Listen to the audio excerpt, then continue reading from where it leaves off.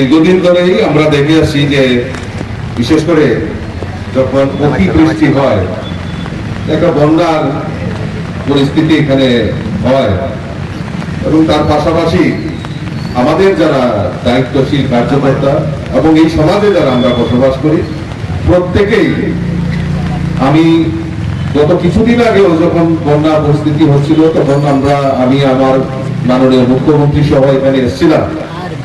সবাই ঐকান্তিক ভাবে বিভিন্ন জায়গায় তাদেরকে সেখানে সরিয়ে নেওয়া, তাদেরকে খাওয়া দাওয়ার ব্যবস্থা করা, ওষুধপত্রের ব্যবস্থা করা, রেস্কিউ করে আনা।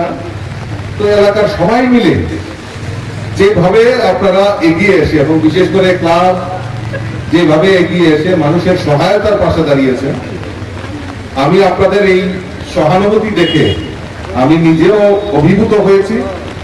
তাই গ্রিন এরো ক্লাব আমার কাছে একটা আবেদন রাখে যে তাদেরকে একটা অ্যাম্বুলেন্স অন্তত পক্ষে যাতে তাদের এই পরিষেবা সংযুক্ত করা যায়। আমি তাদের এই কর্মযোগে আমি নিজেও কিছুটা কন্ট্রিবিউট করতে পারলাম, এটাই আমার সবচেয়ে বেশি আনন্দ। আর আজকে তার সেখানে সেই পরিষেবা চালু হচ্ছে। আমি ধন্যবাদ জানাই সমস্ত আমার যারা এখানে লিডারশিপ বসে রয়েছে। আপনারাও বিভিন্ন সময়ে এই সামাজিক দায়বদ্ধতা এবং সমাজকে রক্ষার জন্য, আমাদের এই প্রতাপগড়ের মানুষের পাশে দাঁড়ানোর জন্য আপনারা যে অক্লান্ত পরিশ্রম করেন সেটা আগামী দিন আরো জারি রাখবেন।